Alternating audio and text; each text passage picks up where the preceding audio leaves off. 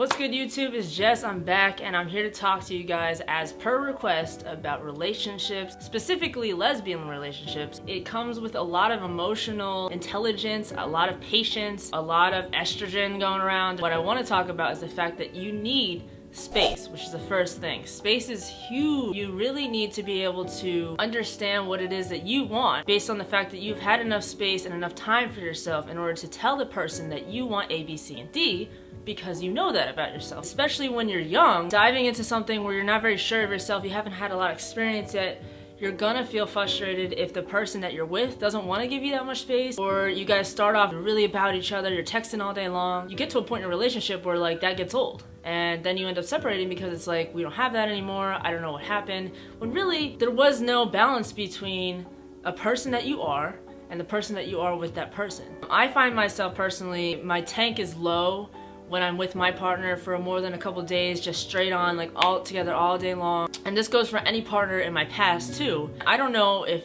I haven't had enough time for myself yet, or, this is how I'm gonna be forever, but I know that for a fact for now, I'm gonna have to go to the gym, or I'm gonna have to leave and go do something else, or go on a little vacation for myself, just so that I can come back a better person, and I don't have to put any necessary stress on my partner's life, or our relationship as a whole. Will Smith really put this really well on his Instagram story. If you don't follow him on Instagram, you need to. What he says is that happiness is your responsibility as a person.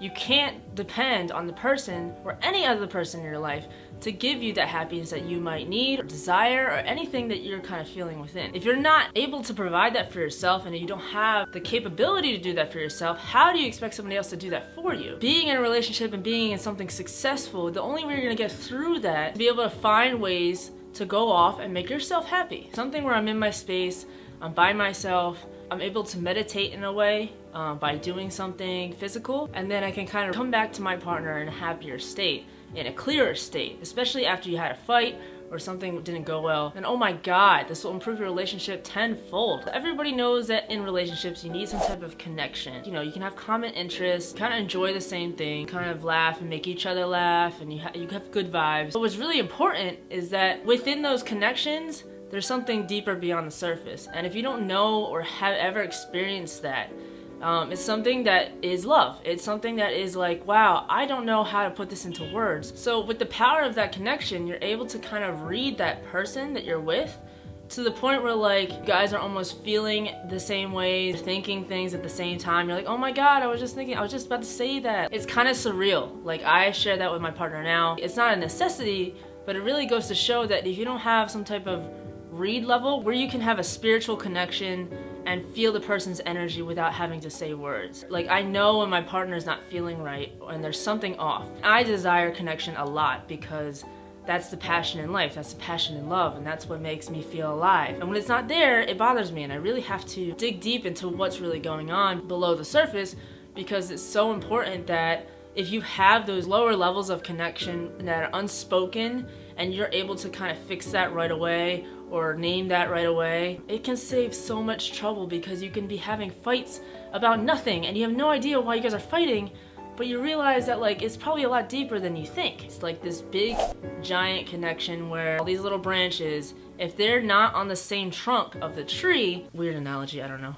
there's no tree, there's no core connection. Anything that you try is not gonna work and your relationship's gonna fail. And without that giant connection, there is no powerful relationship that can last through the hard times, and that's the most important part. I am not an easy person to be in a relationship with. I overthink, I'm always on top of things, I'm very emotional. And it didn't start the way that it is now. It started very like one-sided, I was talking a lot, not getting much responses, and now it's like I'm getting so much more communication from my partner. I'm getting so much more fluid thoughts through text, in person. They changed so much from when I first met them. We never could have conversations like this. Now this is inspiring me to be like more open with people in my life. They're really raising up the importance of the smaller things I missed in my life. And because of that, it's adding so much more depth and reason to live and just excitement and passion into my life, and it just feels really good to have that. I want to be better now because you're being better. Be gay, be happy,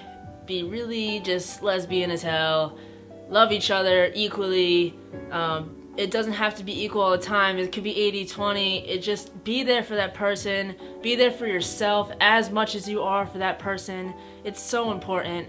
Love y'all.